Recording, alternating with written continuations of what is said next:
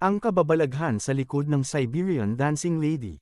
Kumakalat ang kwento, pati na rin ang mga larawan at video kung saan ang isang babae, na sinasabi nilang wala sa tamang pag-iisip, ay nakabihis ng isang pambansang kasuotan, lumundag sa harap ng mga tao at mga sasakyan, at pagkatapos ay nagsimulang sumayaw ng katulad ng mga galaw ng alamat ng Serbian, sinabi ng hindi kilalang source sa Serbia Today noong Setyembre taong 2019. Isang social media influencer ang nag-isip-isip ang babae ay kinokontrol ng isang demonyo. Ang sumasayaw na babaeng Serbiano ay isang babaeng hindi pinangalanan na sumasayaw sa kalye sa gabi, ang sabi ng TikToker. Sasalakayin niya ang sinumang marinig o makita niya. Ang masama pa nito, ang mga tao sa mga sasakyan ay naglalaro para makaalis siya, at ang mga dumadaan ay nagtatago, kung saan inilabas niya ang kutsilyo na daladala niya at nananakot sa mga tao. Patuloy ng source. Ito ay